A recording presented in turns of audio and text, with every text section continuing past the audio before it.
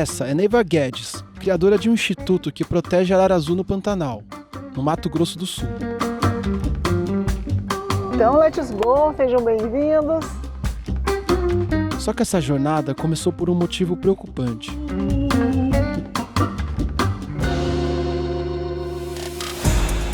Por ter hábitos tão regulares, a arara azul é uma presa fácil. O desequilíbrio provocado pelo homem deixou uma de suas joias naturais próxima de desaparecer.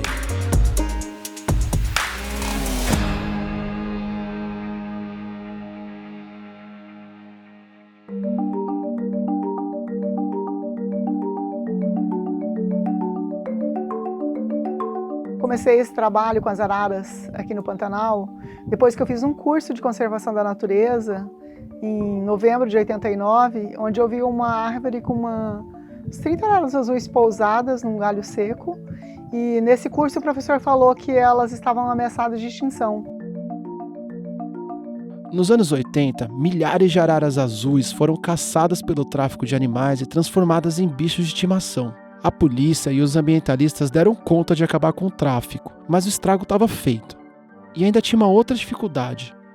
Faltavam árvores. Só que aí a Neiva teve uma ideia.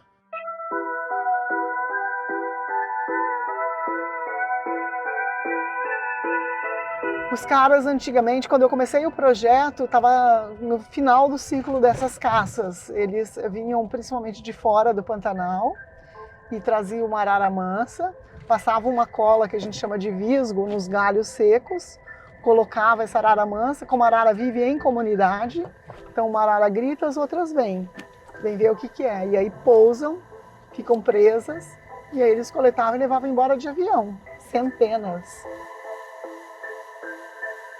Na época já estava desaparecendo os últimos exemplares da ararinha azul, já tinha um só indivíduo na natureza, e a arara azul de liar só tinha uma população de menos de 200 indivíduos. Então eu não queria que a arara azul tivesse o mesmo destino. Na adolescência, a arara azul vive em grupos da mesma idade até arranjar um namorado. Daí em diante, elas vivem em casal, um casal monogâmico, que vive grudado a vida inteira. Assim que nasce um filhote, os pais ensinam ele a voar e a se virar na vida. Quer dizer, a vida das araras é bem parecida com a dos seres humanos, ou pelo menos com a de alguns seres humanos, né? Muito melhor que a do ser humano. Quando um dos parceiros morre, eles ficam voando e vocalizando em volta, desesperados, igual gente chorando. Ó, a primeira caixa, o primeiro ninho artificial, vocês podem ver ali.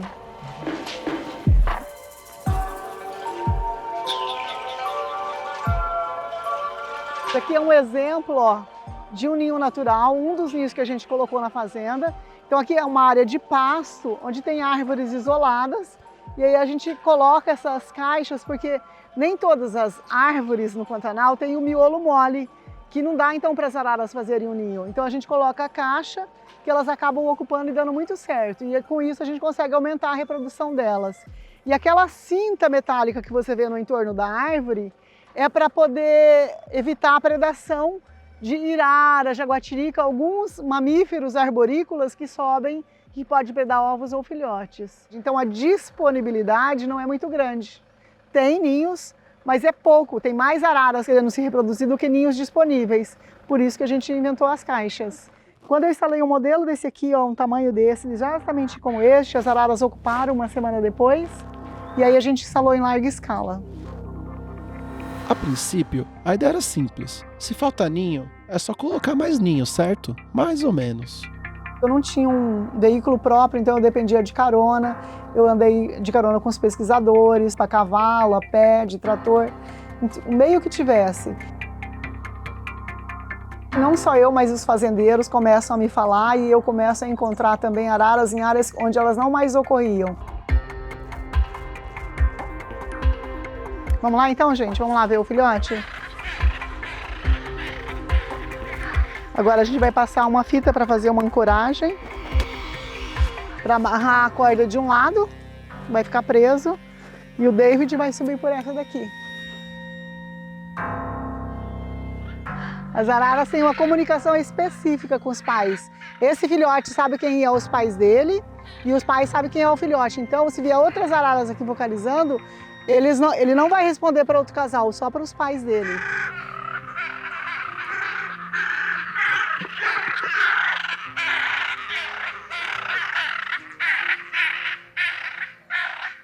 Os pais estão meio bravos.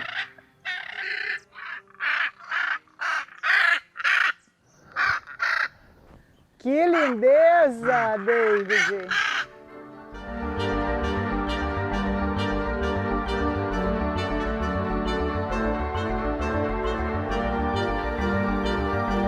Esse aqui é um filhote com 97 dias. Ele já tem em torno de 70% do comprimento de um adulto. A gente acredita que uma semana, 10 dias no máximo, ele vai estar voando já. Esse trabalho da Neiva é parte de um acontecimento improvável. A vida dela deu uma daquelas viradas inesperadas. E ela poderia nunca ter sido bióloga para começo de conversa. Eu sempre quis fazer medicina e foi por uma situação do destino que eu acabei fazendo biologia. O que o destino aprontou com você, que você falou? Meu pai, com 47 anos, teve um AVC violento e faleceu em questão de 2 horas. Ficamos em situação financeira não muito boa, eu precisei trabalhar para ajudá-la. E aí a única opção que tinha era fazer biologia porque era um curso noturno, enquanto que a medicina era um curso diurno e não dava para eu trabalhar. E mais algumas surpresas aconteceram. Quando eu comecei o trabalho de campo, alguns anos depois eu engravidei, mas eu não estava preparada para engravidar. E quando eu descobri a gravidez, eu já estava com 3 meses. Mas eu parei de subir em árvore e eu não tinha gente para continuar meu trabalho. Então eu treinei uma bióloga, eu vim para o Pantanal até os 5 meses e meio. Só que numa dessas viagens eu peguei uma infestação muito grande de carrapato. E aí em menos de 24 horas eu tive um aborto espontâneo, eu perdi meu bebê, que era um menino, estava com mais ou menos 6 meses e meio de gravidez. E aí eu voltei a trabalhar imediatamente, daí engravidei de novo 6 meses depois, só que eu peguei dengue. Então eu perdi 2 primeiras gravidez. E você trabalhar com biologia, que é, no meu caso ainda, principalmente a reprodução, ver vaca com seu filhote, cavalinho com seus filhotinhos, arara com os filhotinhos dela, menos eu era a única que não tinha meu filhote, então foi difícil.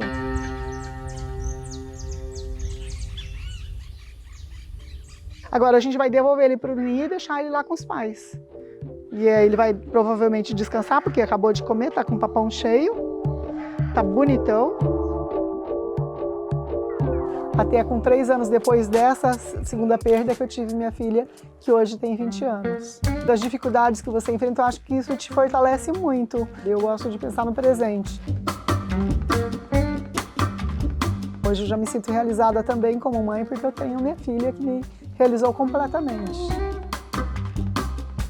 Hoje, há o dobro de ninhos disponíveis para as araras azuis do Pantanal. Eu tenho 61 anos, já não estou mais no campo direto. Quem está são as biólogas que têm o mesmo amor, o mesmo carinho, e os biólogos, né, e os assistentes de campo, para dar continuidade a esse trabalho. Ah, e depois de uma semana, a arara azul que a gente viu no vídeo voou.